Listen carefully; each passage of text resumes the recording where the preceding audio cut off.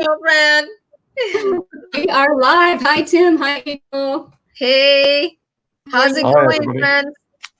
Good. How are you guys doing today? Good. Pretty good. Good. Good day, actually. It's a good day. Tim and April, what have you been doing these past few days? Go ahead, Tim. Yeah. Go ahead, Tim. What have I been doing these last few days? It's live. Always restate the question, as they say, because it gives you a bit of time to think about it, and then That's right. while you're wandering aimlessly, you can think, "What have I been doing?" Well, actually, this morning I did another live stream as a guest on Amanda Webb, who runs the Spider Working sort of Facebook group, and I did a presentation about self-publishing in 20 minutes, which I did on that show. So it was actually using StreamYard with a presentation, so sharing my screen. It's a bit weird because I have the presentation up, but there's also the camera on me, but I can't see what I look like when I'm giving the presentation. So that was a bit strange. But it's funny because I've gone from trying to move towards more conference-based stuff to having to go back to the self-publishing thing, which I was trying to move away from. But the self-publishing side is now everybody wants to write books and everyone wants to know about self-publishing because it's like one of the things that people have thought that book they were trying to write for years, they're actually now getting around to doing it. So self-publishing is hot at the moment when conference is, strangely enough, aren't because of all the various issues with COVID-19. Yeah. Wow. Good deal. Where could we see that, Tim? Can we find that? You have to join a group. So it's Amanda Webb. I think it's the Spider Working group. Just search for the Spider Working Facebook group on Facebook, and it's in there. Though I might ask her if I can shove it on my webpage, my own website as just a video. So it will be on stoneandpress.com at some point. Oh, good. That would be good. How long have you been doing this now, Tim? I keep forgetting. We've talked about it, but how long have you been doing what you're doing now since you made the transition from technology? Well, I mean, what have I been doing? 2014, I think. Was it 2014? Okay. 2015, actually. I gave my notice in 2014, but I actually ended up being extended to work a bit on a contract basis. So it was actually March 2015, and I was originally going to do IT contract work. I wasn't intending to do all this sort of online business stuff. But then I read this book about self-publishing and how you could write fiction, and so I thought, well, I'll give a go at trying to do that. So I wrote 3 time travel novellas in 2015. Okay. The first one of them did quite well, so I thought, well, I'll give this a go. But then I got so interested in online business and learning to market the books that I actually do way more of that kind of stuff in social media than I actually do the writing side. And in fact, my last book wasn't even fiction anymore. It was about social media networking. So yeah, I've kind of gone on a progression. So I wouldn't say I'm primarily a writer anymore. I have podcasted for like a couple of years about self-publishing, so I do know a lot about publishing and self-publishing in general. Yeah, and that's how I kind of started following Tim, was because of his podcast. I wanted to hear about the books. April, what have you been doing the past couple of days? I feel like I've been busy a lot, actually. I'm taking up a new exercise program, and I'm going to be doing publicity for someone who's just written and released a book. So that's going to be nice. You know, stuff we can do from home that's keeps us safe, and it just kind of comes easy to me anyway with my background. And just really, you know, I planted a garden recently. I just got my seeds and I planted them, and they're growing, and it looks good. And I'm very excited about that because now I get to do the things that seems like I couldn't do before. Kind of like what Tim was just saying. Now we have this opportunity to do the things we wanted to do. So I've been working on home projects and and some writing too. But sometimes I have to just step away from the writing and not force anything. Go do something that I find that nourishes my soul and my mind, which is usually digging in the yard or something like that, and then come back at it. So yeah, to me, it's like every day is kind of a different day now. But I'm loving it. I may have said this to you guys before. I'm kind of a homebody by nature, so. Other than this horrible pandemic and all of the grief and the loss and the job loss, I don't want to minimize that. But for me, it's not, and for my husband too, it's not that difficult for us because we enjoy each other's company and being at home. Although we did go out, when we could, we just didn't really. We trout, you know what I mean? If we can go on vacation, we would do that more than have to be out with friends and dining all the time. So it's been pretty good. What about you, Christelle? In addition to what you're doing, which is great that you're able to do that, especially right now with all that's going on, what are you doing? Anything personal that you've been wanting to do for a while and didn't have the time, and now you do? Yes. I had a couple things that I had made a list, and I had several things on that list that, when you're working full time and you just think, if I had time to do this, I would jump into this and do this. So I ended up hiring a web designer to help me with a logo and some other things for branding. It's so funny when you find out that personally you're a brand. Oh, right. That word. Yeah. Well, yeah. The first time I heard that we are a personal brand whenever we appear online, it kind of shocked me. I thought, I'm a person, I'm not a brand. But how we represent ourselves is considered branding. So I ended up hiring someone that I wanted to help me with that, which it was just one of those goals in the back burner that I thought if I had time. So I did that. And they created a logo for me, which I'm super excited about, to do some projects with that. And a big personal goal is my children's book and bringing that into the brand. So I have a blog, I have the blog design, I have the children's book coming. So my big personal goal is merging it into one brand. It's kind of been sitting everywhere. And that takes a little bit of time. So now, so yeah, I'm excited about that. That's been Tim. Hi, Tim. Hi, Tim. I remember the so we don't talk over each other point.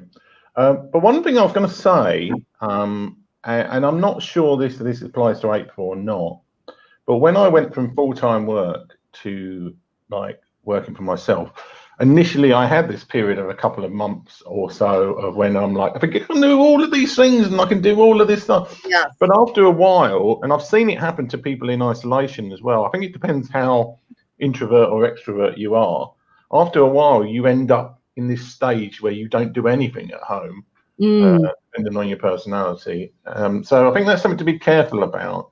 You have all this enthusiasm for all of these projects you can do, and then you realize, oh, I can do everything, and then you don't end up doing anything. You just end up sitting watching YouTube videos all the time. Oops, sorry. No.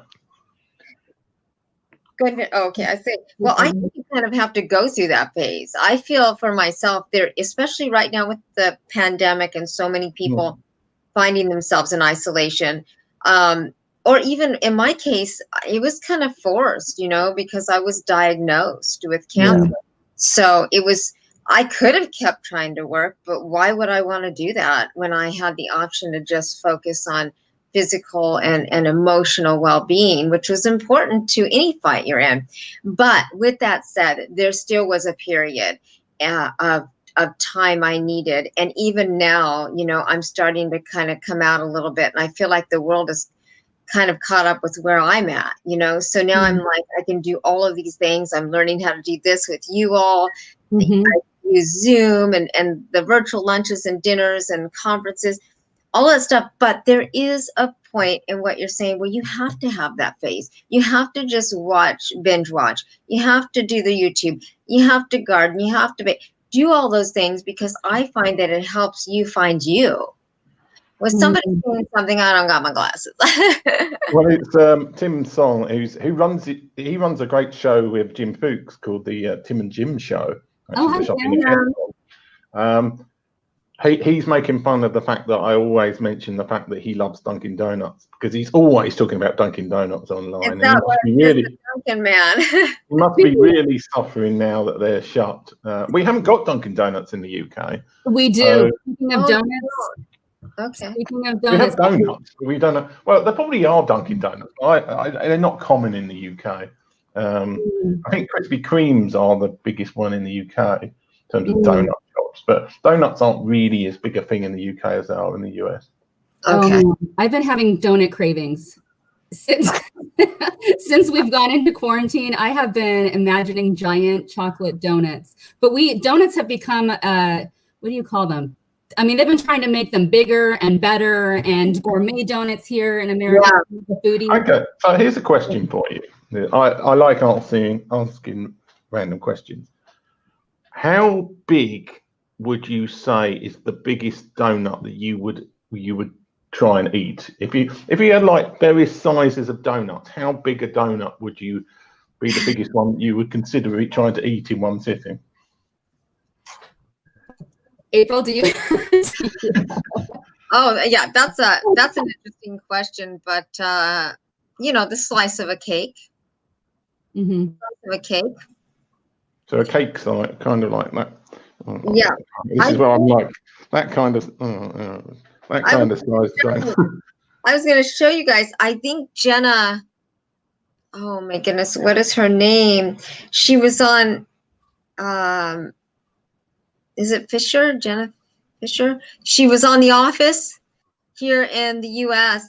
I think she baked a cake for one of the birthdays in her family, and it was a big donut.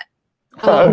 She posted, so it's funny you say that. If I can find it, I'll share it with you guys. But yeah, it was kind of funny. How about you, Christelle? Are they your thing? Well, lately, you know what?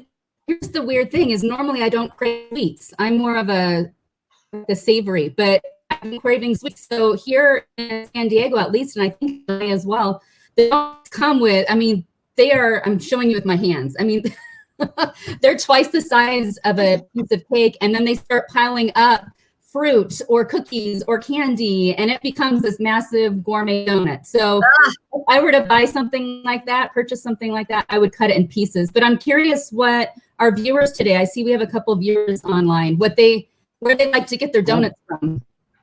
Their favorite donut and their favorite donut shop, if they want to pop that into the comments. I'd love to see.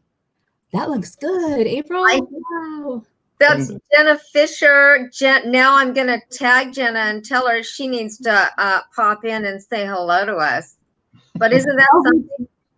Tell her to. And I just asked the viewers to comment their favorite donuts and where they go to get those gourmet donuts, if they do. And I think I saw your friend, Tim, he popped up and asked if there's Starbucks in the UK. I was going to answer that, but I'm trying to get a word in edgewise. We do have Starbucks in the UK, though they've got more competition, I feel, in the UK because we've got Costa Coffee, got Pret, and we've got Cafe, the Cafe Republic or something. Cafe Nero. There is also Coffee Republic as well. So there's a lot. Starbucks are around, but they're not as kind of ubiquitous as they are in the US, where every corner has a Starbucks on it, basically, in the big cities. So, do you want Starbucks at all? Would you go if you could get coffee, Tim? I've seen some of your Instagram posts with coffee in them. Well, I should. I should go to the local coffee shops, but I don't most of the time. I find them quite intimidating. They do make. There's one called Tippy Coffee, which I only been to once. It made amazing coffee, but it's just like I went into the shop and I felt like everybody there was just staring at me because it was just so small. I generally end up in the Costa Coffee, which is kind of like the UK equivalent of Starbucks. And I think their coffee is better than Starbucks marginally. Costa aren't in the US. Cafe Nero are in Boston and New York. But they're not on the West Coast, and Pret are on some of the bigger cities. But So yeah, there's different coffee options. I mean, coffee in the UK is generally better than coffee in the US, and coffee in Europe is definitely better than in the UK. Well, The best coffee I've had is actually the best coffee I ever remember tasting was in a restaurant in the Côte d'Azur near Nice on the south coast of France. okay. So, I mean, the Italians always claim they have the best coffee in the world. The Australians claim they have the best coffee in the world. I've never been to Australia, so I can't compare like Australian coffee with anybody else's. What's your where's your favorite coffee thus far? Where would you say? Who was that to? April or me? Either one. What is your experience of where have you found your favorite coffee thus far? Where in the world have you Well, found? mine was the south of France. Okay. Go ahead. Sorry. Go ahead. No, I think we're asking you, April, where was your most favourite tasting coffee ever in the world? Where did you find that pleasurable experience? Well, I definitely went to the coffee shop that said best coffee in the world. And I bet it wasn't. Right to me. Actually, yeah, I don't know because I haven't been able to drink coffee in years. Okay. When I drink coffee, though, I'm like straight up black. Occasionally I had iced coffee, but I'm kind of a traditionalist. So I would imagine everybody likes Starbucks. I'm sure I must have had one a long time ago. I don't really know. The best coffee ever is Dunkin' Donuts, according to Tim. And that's their motto, actually. But that's pretty much it for me because I can't really drink coffee, right? I haven't been able to in a while, but I am all black. It has to be black. And then like about 3 or 4 o'clock in the afternoon when I would get a slump, then I'd put a little sugar, a little sweetener, and a little creamer just as kind of a pick-me-up sort of thing. But that's about it. I pretty much drink my, tea mostly now. I'm a teetotaler.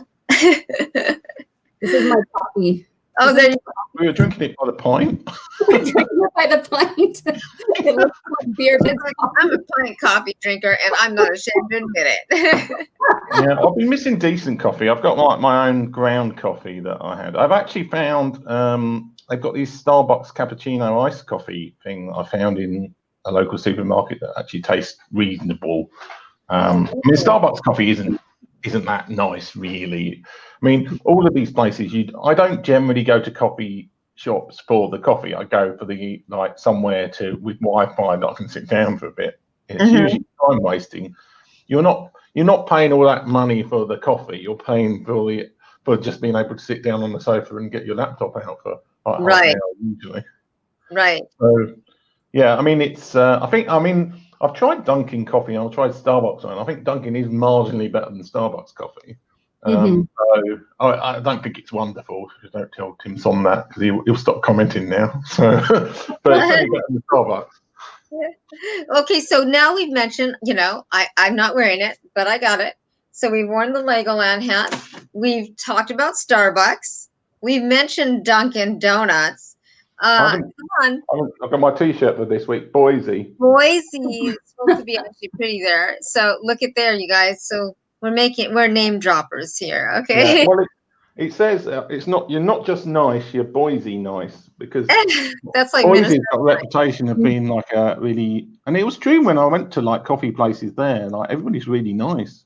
Oh, really? Like quite friendly and welcoming, which isn't unique across the US. I mean, I think more in the small town middle of the US is more friendly than the coastal areas.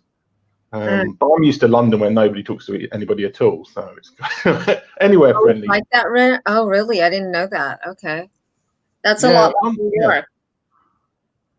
Yeah, like New York, basically. Okay. Well, I mean, the immigration in both cities is a lot of the time it's not people's first language necessarily, and everybody's so crammed together that you don't necessarily want to be having conversations with everybody because you just be so busy all day. So the funniest thing is they did this skit video of, because even people in the north of England are much more friendly and chatty than people in the south of England, well, London anyway. So they did this skit video of like they had like a police story about Northerner comes to London and tries to talk to people on the tube. Police are concerned. That's so funny. What you just said something and it went away, but I was thinking to myself when we're talking about kind of like what we're doing right now. Mm-hmm. You guys, Tim said something that triggered it. Sorry, guys. My brain is probably just all over the place. But did or do either of you watch Saturday Night Live? I used to. I haven't watched it recently. I don't have a television, but I used to, and it would make me laugh a lot. What about you, Tim? Do you watch it? I see it on YouTube. Okay, I mean it's not something that's syndicated on TV over here, but I see like YouTube clips from it occasionally. So especially when they had old the Baldwin, was it Alec Baldwin being Trump in the? Yeah. They were always on YouTube, and they were really funny, like the skits before the election. Yeah. Yeah, that's about as much as Saturday Night Live as I ever saw. He's still doing it, and I said that because last Saturday they did their first SNL show, very much like what we're doing, like on Zoom. And it was really interesting to see them have to, do all their skits and everything at home. It kind of reminded me of what you do when you're in school and you're auditioning and you're practicing and all of that. But I just wondered if you guys saw it at all. And one of the two things that actually Michael Che, if you know who he is the host of their news show. Tim, the first one you're not going to be happy about, but the second one, because you always talk about good news and bringing good news to people, is the first one is that Michael Che lost his grandmother just before doing that show, not like a week or two before. But what I just heard that he did, I wrote it down because I thought it was pretty interesting. He paid rent for over 160 residents in a public housing unit in New York in memory of his grandmother. Wow. Isn't that a really sweet thing to do, especially in public housing? That's beautiful and that's powerful. I love stories like that. Yeah, I mean, rather than buying some massive monument or something to somebody, actually doing something like that has far more impact. So that's really interesting. I thought it was just such a great thing to see somebody using their platform to be able to do something that using his income to do that was such a good thing, I thought. But I thought it was great to share that here for those who don't know about it. Oh, that's beautiful. I love that. April, I'm curious, how did they do the show then? Was it kind of Zoom format? How did they?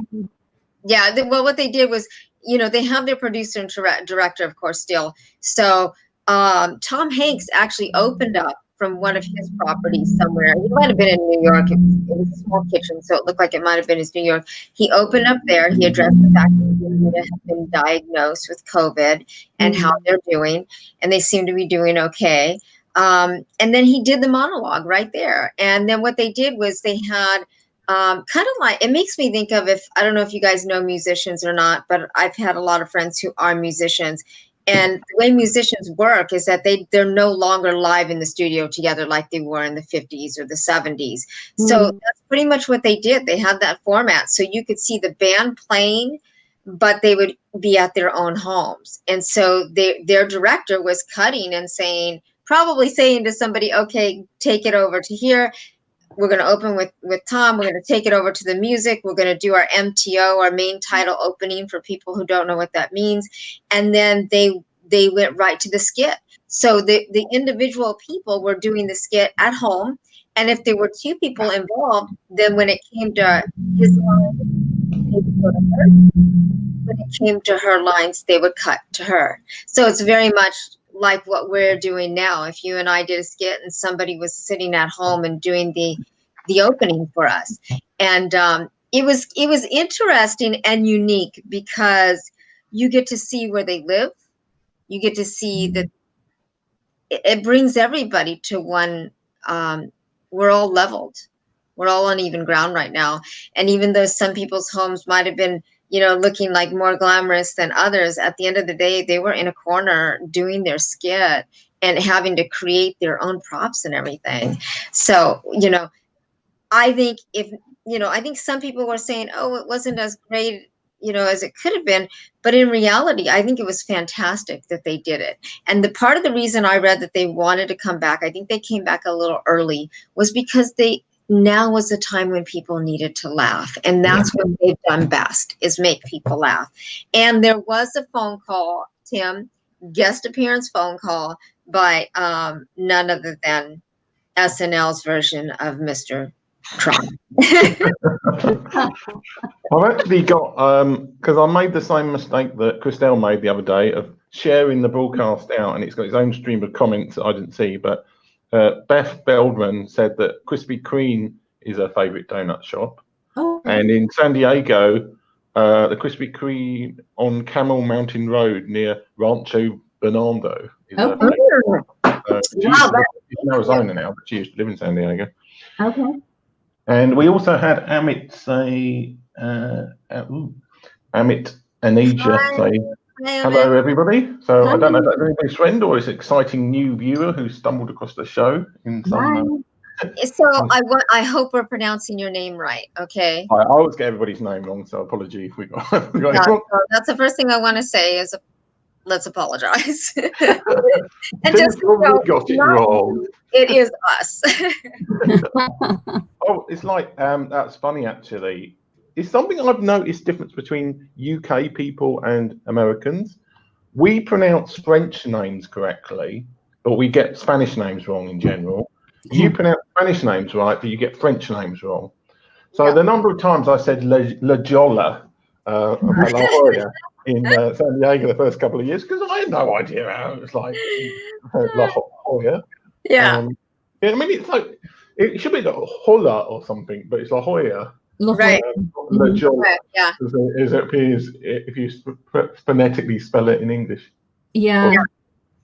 Well, that's okay. I think that's normal. I always tell this story for those who, you guys don't really know me that well, but I've been working officially since I was 14. And before that, I was helping my dad in a business. And business was always where my head was kind of at. And I got this job this is going to make me sound so old, but if you're of a certain age, you'll know, at an answering service. And it was funny because somebody called one day and she said, I need some help. I'm stranded in Pahonix. And I didn't know what she was talking about. And I was like, Pahonix? And, I was like 16 by that time or something. Pahonix? And I thought, and I was looking at all the operators and everybody's going, Pahonix, and we're trying to figure this out. And then she says something and she goes, let me spell it. And when she spelled it, I figured out it was Phoenix. And she goes, and she got upset because she was like, oh, Phoenix, and she said, well, I don't know. I'm not from here. It looks like Pahonix. And I always laugh at that experience because we all do it at some point. Yeah. Well, I mean, there's like places like Leicester and Gloucester and things like that, which I've spelt. I talk like Leicester in the UK is spelled Leicester, so it would be Leicester if you phonetically. And the number of American, because it's Leicester Square is one of the tourist attractions right in the middle of. Well, it's kind of like Times Square but worse. In the middle of London. It's not somewhere Londoners ever go to, but it's like a tourist place. But yeah, a number of people asked for Leicester Square. And there's even like towns in the UK which are pronounced, there's like somewhere that called Utexeter, which is would be spelled phonetically pronounced Utto Exeter. And there's like loads of places like that. And once you get to Ireland names and spellings are just incomprehensible because they're taken from Old English words or old Gaelic words and anglicised. So their pronunciations and spellings of names are just incomprehensible. Like Siobhan is spelled Siobhan, so not Siobhan, it's Siobhan. Oh, wow. So there's lots of weird things in the UK language because they're taken from old languages into the new English. Wow. Yeah. I know I'm bad at it. I'm actually pretty good at figuring it out, but if it's something I'm not familiar with, there's definitely bound to be errors. Let me be very clear. Well, that's it. I used to pronounce paradigm as paradigm for years, so I can't really be Oh. like because when you don't hear a word pronounced properly, you can just try and have a go at it. And if you're a phonetic speller like I am, then you can just you try and sound it out. That's kind of what I do. Yeah, but that's not always the case. Not always the case, no. Do you guys speak multiple languages? I thought I heard you did, Tim, right? No, I'm not. Well, I speak a little. Well, I can speak a little bit of French, but not Not much. a lot. Okay. So yeah, I'm not remotely linguistic, or I mean, I used to be. I used to be a computer programmer, and I could program in about 10 or 15 computer programming languages, but I've never been able to speak it. No, speak any. Well, not computer programming languages. You wouldn't do that. But I've never been linguistic. Okay. It's just that it's not something. I really struggled with understanding French. I could write it and I could read it, but I couldn't. I could never understand it, and I wasn't very good accent-wise. So, and the way in our school you had to do French, and then you could do another language. So I preferred German over French, but I couldn't give up French to do German. So if I'd been able to do that, getting excited, then I might have been more of a got more into languages. That's interesting that you had to do French. Yeah, I mean French is like Spanish. I understand in the US is like Spanish is likely to be the second language in the US. I mean, makes a lot of sense because it's a lot of people's first language in the US.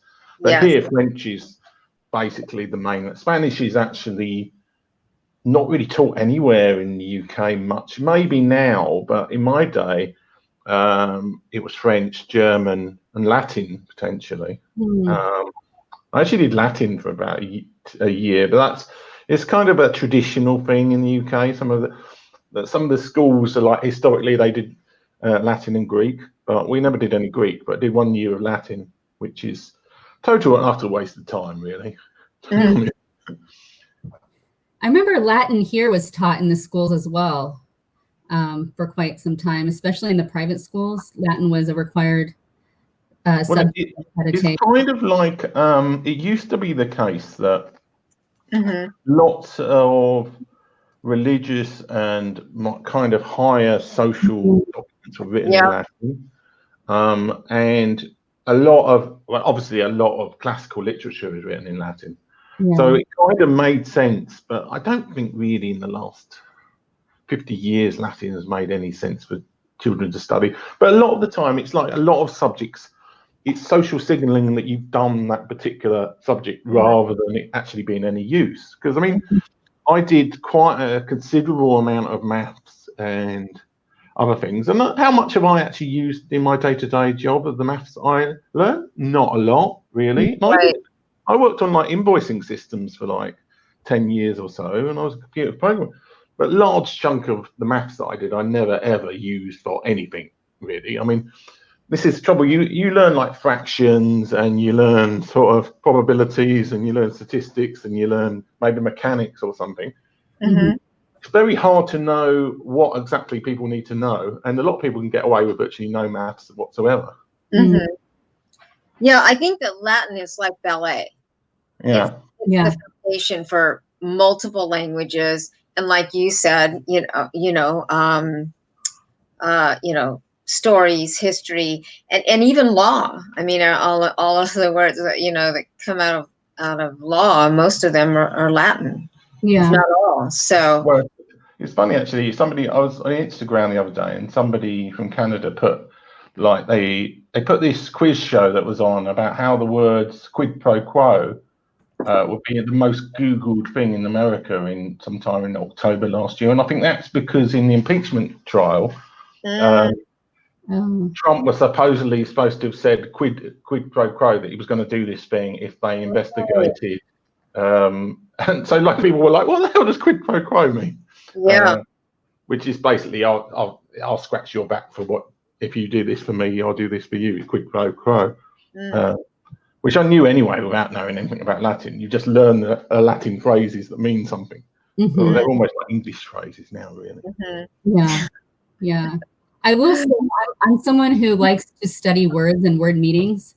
So had I had that Latin background, I think it would probably help me more in studying words. I don't know if either of you like to do that kind of thing. I'm kind of a nerd, but I love to study just the meanings when I'm writing and kind of and that kind of thing. And Latin would have helped me a lot. I never did take Latin. My siblings, I went to public school. My siblings went to private school, and they did have Latin as one of their subjects. They got to learn that. And also, I believe they had Greek. I never had it. I never had either of those, but I do love to study words.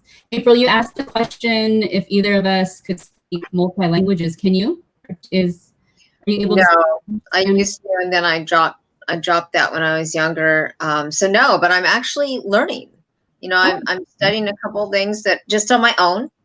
And I'm not, fluent in anything yet, but I'm just kind of poking around because I happen to know several people who speak like 5 languages. And I just think, wow, that's pretty cool. You can do that. But I do think depending on where you live, it is good to have the languages that are around you. Makes it easier to communicate. So, and my mom was, she knew how to speak some French, if not most of it. And then just having people from, different backgrounds and around me or in my culture, I just think it'd be kind of nice to be able to communicate more effectively in our own country. We have such diversity here, and you can't even communicate, and when we did a kitchen remodel, and, construction has a lot of Hispanic, or Spanish speaking people working in it, employees. And I thought, I really need to know that because I want to be able to communicate, with them and I want them to communicate with me. I want to be able to understand what we're talking about that's going to get done and make sure that we understand each other. And I thought, I've been putting that off for years. I knew it as a kid, and then I walked away from it. And then now I thought it's a necessity. So it's a long answer to say no. I'm a wannabe. Okay, I want to be able to speak multiple languages. We'll see how that goes. I'm with you in Spanish. I used to speak it at least enough to get by in high school. I was surrounded by a lot of Spanish speakers, and I lost it, and I regret that. I really wish I could speak Spanish. So I'm gonna follow suit and study it a little bit more. And I'm surrounded by Spanish speakers. I should be able to practice and pick it up. And especially here, I live in Southern California. I would love to be able to speak Spanish and be able to communicate with some of my neighbors. So when you get into jail in Tijuana, you can say, "Please bail me out," whatever. Those are the most important words. Okay, everybody. What your language is. Yeah, I've never really actually been in too much. The closest I've got, once I lost my passport in New York, I found it again.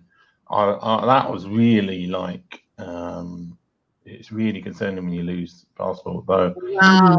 You are actually, because I had to look into like what on earth I would do if I didn't find it. I managed to track it down, but it's like you have to go to you're better off being in a bigger city like New York because they have consulates. Countries have consulates around. So even though there's like the UK embassy is in Washington DC, there's a consulate in New York. So you could ring up and you could queue up and get a temporary like passport back to the UK. So I'm sure it will be the same if you went to the UK. Obviously in London you could just go to the US embassy, but I'm sure they've got consulates in Glasgow and other exciting places. You lost your passport there. Though apparently like a large percentage of people in the US haven't got passports. Have you got passports, both of you, or are one of you like the non-passport minority or majority or whatever it is? Something like 40% of US people haven't got a passport or something like that. I was a late passport person. I made a goal to get myself a passport and my 3 boys a passport, and we got one 3 years ago. So we each have a passport now, and I'm so glad because my goal also mid-40s telling my age. I'm ready to travel and I've been able to actually use it. So I'm glad I have a passport, but I've heard the same thing, Tim. April, you've traveled, so you must have. Well, I'm actually in the witness protection program, so I'm not allowed to say. I haven't. I didn't have to because Oh. it's kind of like you. I don't come from a background where I did a lot of traveling. It wasn't until I met and started dating my husband that I went places, but places I wanted to go were all here, except for that I wanted to go to Europe. And we didn't get there. Obviously, I got sick, and a lot of things happened since then. And then the only other place I went, that we call outside of the country is Mexico. And I didn't have to have a passport at the time to do that because we were so close. My husband, of course, has traveled, so he has one. But it's on our list. He's like, we really need to get you a passport. But I was like, with all that's going on, right? And we were going to do that because we had a cruise planned coming up and all of that. But once this all happened, it's like, do I really need it? So I'm probably not going to do that. So I fall into that weird category of people minority that doesn't have a passport. And I have to admit, I'm embracing it. Yeah. I am not going to be passport shamed here, not on this show. Well, I've got to reapply. The way that it works visa-wise with the UK and the US, and I think it works both ways actually, is they have this like visa waiver thing that you apply for called ESTA. So that lasts for about 18 months. But unfortunately, mine's just run out. So I'm like, well, do I apply for another ESTA now? Or knowing that I might not be able to travel to the US for another like 3-6 months potentially. Or do I wait, but then they might bring in some new sort of visa requirement or something that you need to have like 16 doctors' recommendations and you need to be tested for COVID every 10 seconds or something like that. Right. So it's a little bit of a question because it's like there used to be this absolutely hilarious form that you used to have to fill in called the visa waiver form. They used to give you these green forms, but now it's all done online. But one of the questions, well, it has a couple of really fantastically funny questions on the visa waiver form. One of them was like, what was it like? Were you involved in Nazi war crimes between 1939 and 1945? And this was like up to about 2020. I think I've included like Yugoslavian war crimes things down. So not quite so. And the other one was the famous, like, have you ever committed any acts of moral turpitude? And it's like, what on earth is moral turpitude? Yeah. So those are the two famous questions on the visa waiver form. It's basically just tick no to everything. You don't say, yeah, I committed Nazi war crimes, I moral turpitude. I can't remember the other. Like other was like committing, like importing drugs or something. Like all of these statements you had to like tick no to on the visa waiver because you're obviously going to admit to Nazi war crimes. Wow, that's interesting. I heard that. So the moral, what was the word? Moral turpitude. Moral turpitude. I looked it up. It says, for anybody else watching who's curious, moral turpitude is a legal concept in the United States and prior to 1976 Canada that refers to an act or behavior that gravely violates the sentiment or accepted standard of the community. So I feel like I'm educated there. So was it legalized in Canada in 1976 then? A question. Oh my God. Okay. Let's break that down. This is where Latin would pay off. Anybody? Any takers? Well, no, I mean, I think turpitude is an English word. I don't think it's Latin. But to some of us, it feels like it's Latin. I've no idea how you define turpitude, so it's let alone moral turpitude. But I'll take your word for it with the has internet. To do with immigration. Oh, well, Immigration Nationality Act. Wow, something new. We'll come back. Maybe we'll bring somebody on board who can tell us about that. Although I don't think traveling is going to happen for a while. I hate to be the one to be the bearer of bad news, but someone has to do it among the three of us. And Christelle, sorry, is always smiling, so we don't want her to deliver that. Well, it's like the first US conference I've got that hasn't been cancelled outright is or moved is Podcast Movement in August, and I was thinking like, yeah, I'll be able to go for that, but now I'm like, as you say, it's not the lockdown, it's all of the sort of consequences of the aftermath. So I may be able to go to conferences in the UK then, but I'm not sure if I'll be able to go to the US, because they may want to give everybody a sort of cavity search at the airport or something, or whatever bizarre regulation they come up with. I mean, to me, it's all about, if they had access to a quick test that they could give people to find out if they got COVID, that would just make so much difference. They haven't. I mean, testing is the big scandal in the UK and the US. It's probably even more so in the UK because we've only been testing people in hospitals. So, like, I may have already had COVID. I had something with COVID symptoms in February, but I had no idea of knowing if I did. So it might be that I'm totally wasting my time following the rules because I might already have antibodies to it. Or I mean, we don't know, and it's like there could be people going around spreading it, especially in the hospitals, because they're not.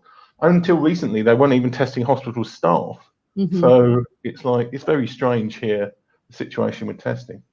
Well, you guys feel that you can, with this pandemic, do you feel that if the governments say, okay, everybody can go on with their lives, do you feel do you believe you're going to feel totally comfortable with doing that?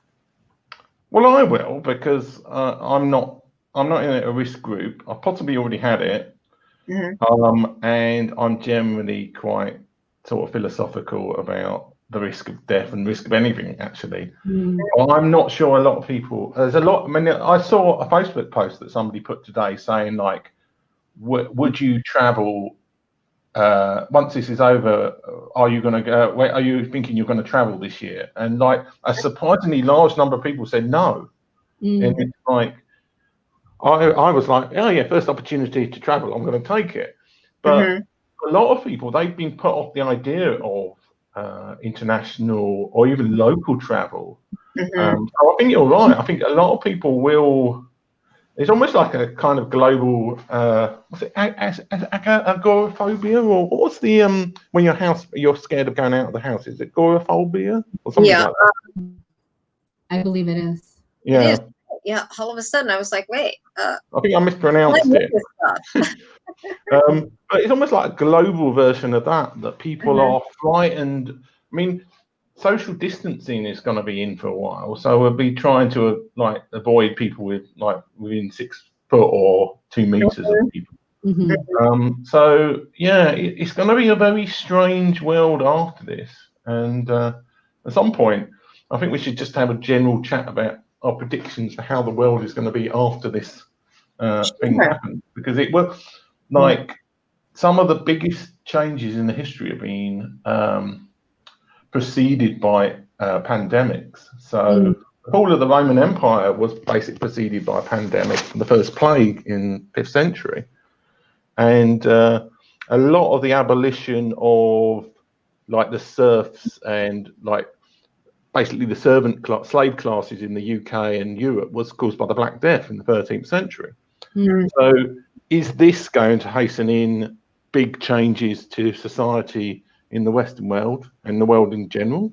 Probably. I mean, there's not going to be such a massive death toll as those ones, but the whole isolation thing was going to change people's mentalities massively.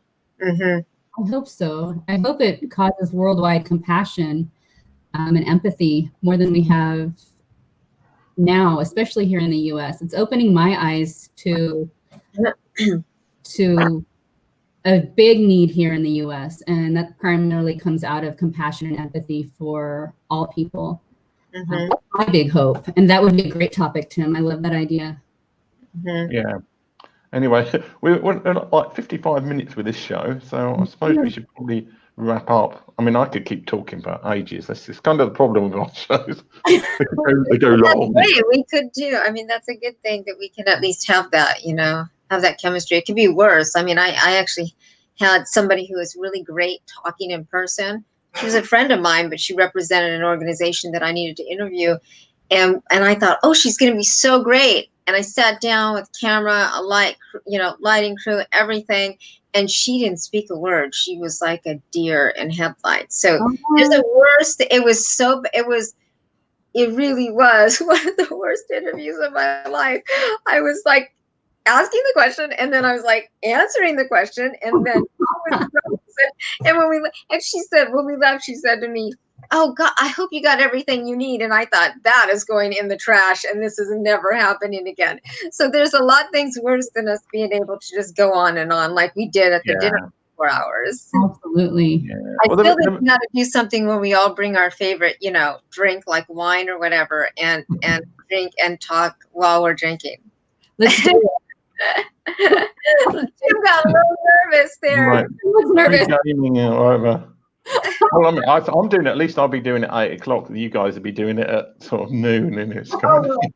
Oh well, that's okay because we're all in the same time zone now. See, we're all in the same time zone. Yeah, unified world time zone. It's like it just happens to be dark here, and it's light in California. We'll call it a day off. Have a little bit. In my case, a little wine. I love a little wine. Christelle's already drinking. She's just saying that. What kind of tea, Christelle? I'll fill Coffee stout. I'll fill it with a stout when we do the what are we going to call it? Drink and chat. Happy hour. Happy hour. Well, I mean, that could be the theme of the Thursday shows. The Thursday shows are the non-interview ones. Yeah, this is kind of laid back. Well, that would be.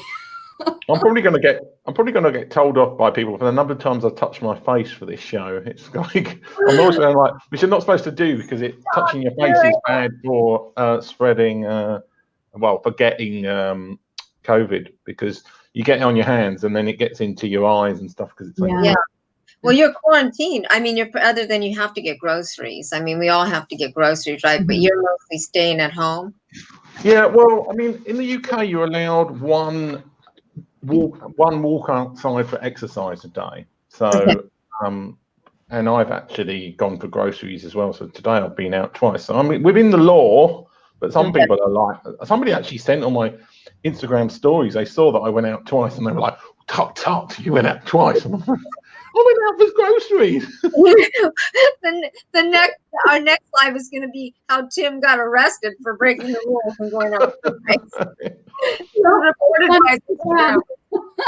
Well, this is one of the things that people have said here, in that the actual legislation they wrote in the UK doesn't mention like a number of times. The government have been saying you're allowed one form of exercise a day. Right. But the actual legislation they wrote before they disbanded Parliament and everybody said like you are allowed out for these reasons, and it didn't say a number of times at all. So there was a lot of controversy because the police were interpreting it based on what the government said, but actually in UK law and tradition, the police are supposed to enforce the law. They're not supposed to enforce the government rules, because otherwise potentially the government could be like a dictatorship in effect. So just because the Prime Minister says you must wear red clothing, that is advisory until it's passed by Parliament.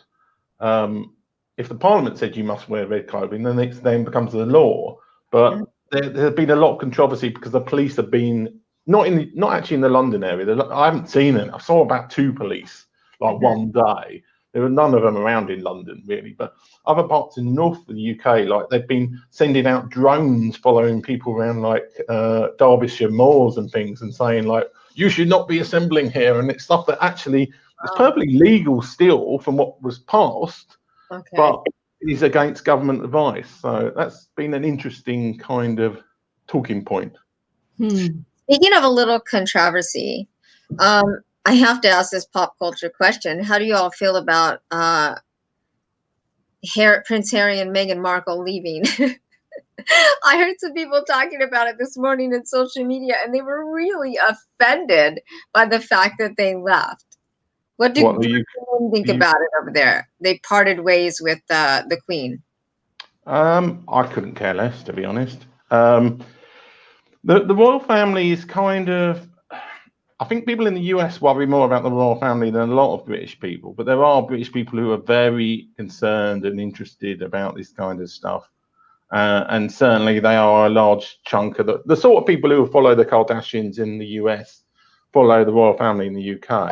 Kind of like as a kind of a culture, celebrity culture thing. But personally, I couldn't care less, really.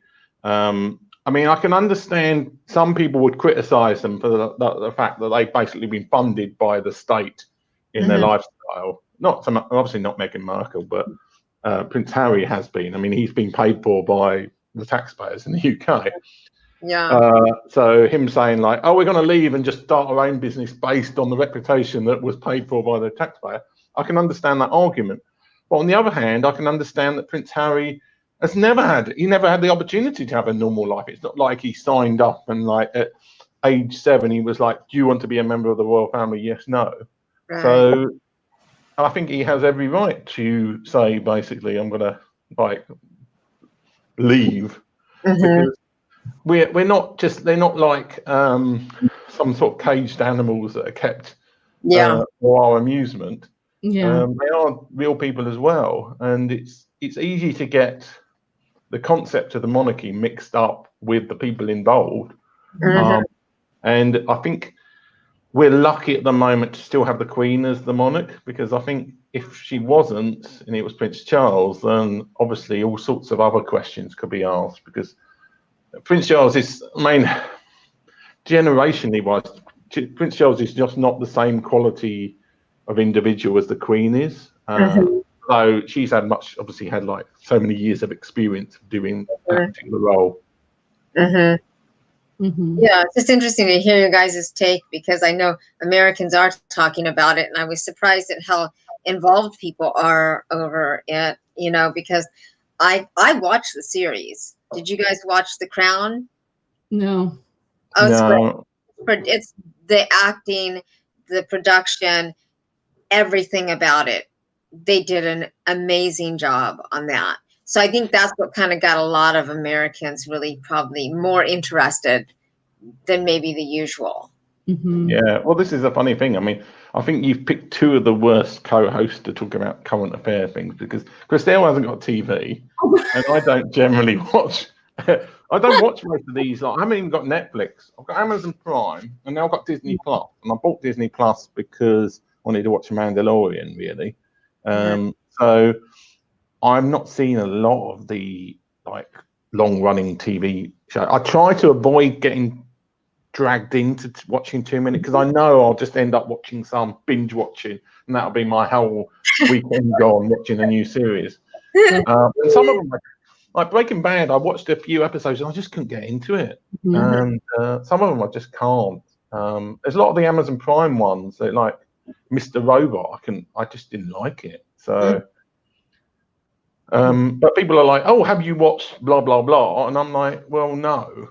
So, Yeah, those shows you mentioned are indeed Netflix or something along those lines. Because I agree in that I do own a TV, but I agree in that not all of the programming that I've watched is from, you know, regular television. It's like that, Netflix or Prime or whatever, Amazon Prime. The last series I watched was, before I got rid of my TV, was The Big Bang Theory, and it's but I loved that show. I was a big fan of The Big Bang Theory. A lot of people love that. Seen it. So I got curiosity. Why'd you get rid of your TV? Why did I get rid of my TV? So I moved into a household that did not have a TV, and it carried over into a second move where I just decided not to have a TV and see how life goes without a TV. I would rather put my time into reading and some of my goals, and I didn't want TV to distract me from that. And so I thought, let's see what happens. It might not be forever, but let's see what happens if I have that distraction. I will say I miss Super Soul Sunday, but it is on Super Soul Sunday on Live, I believe Facebook Live. I think she even runs it there. So I missed that. I used to binge watch CNN. I would watch CNN all day on a Saturday. Wow. Yeah. So multiple reasons. And Tim, you do have a TV, right? Well, with a computer now, with computers, you can watch anything without having to have all the advertising and the chaos. Yeah, well, we've got the weird situation of the television license in the UK, because the BBC are funded by this yearly charge called the television license. And if you have any kind of TV or you watch like BBC television programs on a computer, you're supposed to pay this, like, I always lose, I think it's about £100 a year. It's the most regressive, kind of bizarre charge ever, but nobody's ever thought of a better way of funding the BBC. So it's kind of almost worth, if you pay the television license, worth keeping TVs anyway. So kind of my, I mean, I watch mainly YouTube stuff, and I do watch some very strange stuff on YouTube occasionally. One of the bizarre things that is on YouTube is old election campaigns. Now, it might sound that's interesting, actually. It's just very interesting from a historical point of view. Like, if you watch the UK 1979 election, which is where Mrs. Thatcher came in, the change in culture of that show and all of the interviews compared to before and after is amazing, because in the 70s, the UK was obsessed with unions run everything, basically. The whole UK was a very, I mean, it wasn't, you wouldn't say it was a socialist country as such, but it's very much more socialist than now. And everything had to be, so all the interviews in the election coverage are like they're interviewing the union people and saying, how do you think Mrs. Thatcher, if she wins, will deal with the union? And actually what Mrs. Thatcher did came in and she introduced a whole load of legislation, and then the union dominance basically disappeared. So it's just these cultural things. And also, like, with London has grown massively since 1979. The 70s were like the lowest point in about 50 years of population for London. So London's population dropped from 1950 to 1970 by about 3 million. And then since then, it's now grown by about another 5 million. So the inner cities of London used to be like a disaster area where nobody wanted to live and nothing happened. It was all crime ridden. And then they were all redeveloped in the 80s when all the docks and everything were redone. And now it's kind of, it's gone back to how it was in the 50s. So I'm just interested. I'm always interested in like the historical changes in culture and everything. So yeah, I'm a bit of a weirdo in that way. I only asked Christelle because you mentioned it. Just so you know, I was just curious, like, good. I thought it was interesting. You mentioned it here. Someone might be thinking it. So I was just curious what made you make that decision, especially since you got kids at home too. They do. At one point they had Netflix. At one point they had, I think, Amazon Prime. I believe Amazon Prime runs. Yeah, it has them. Yeah. And they're big YouTube watchers. Their generation, they don't even really watch TV as much anymore. They're watching YouTube all the time. Yeah. And their favorite pop culture YouTube people that they watch, the famous YouTubers. Yeah. So occasionally my son, my 13-year-old, will bring someone into my bedroom that he wants to watch. He'll bring Sometimes your 13-year-old brings men into your bedroom. Christelle, this is not that kind of show, girl. Okay? This isn't it. So you don't need a TV anymore. My kids are bringing people into my room now. So you stop watching TV because you're now producing. That's what I hear you say. So we'll have TV show time, and it's actually YouTubers that he enjoys watching, and he'll introduce them to me. So let me clarify. We'll watch those YouTubers together. Oh my goodness. And not even drinking, ladies and gentlemen. Yeah, I kind of had this idea that you were entertaining yourself with like glove puppets or something. So instead of having a TV show, honestly, you and your kid are like glove puppets. And like, we don't need television. That's funny. Well, it's true. You can get everything on YouTube, so that's true. A lot of people I know do that too. Yeah, I was just Anyway, music. We listen to a lot of music. We'll play music. I do too. Yeah, it's good stuff. Anyway, it's well over our time. Okay. And we're up to an hour and 5 minutes. Okay, yeah, we started late. We're So that probably is a requisite point to end. Yeah, we don't want to bore everybody. We don't want to. So we've heard that Christelle entertains herself with glove puppets and random men in the bedroom. Yeah, guys. She'll have to get it. We'll have to drag a little more out of her next time about that. So, I think it's been a great show, and I'm going to click the end broadcast button. Thanks, guys. Thanks, guys. Thanks for watching. Oh, good night, Tim. Good night. And this is where I discovered my mouse isn't working. Oh, yes. Bye-bye. End broadcast.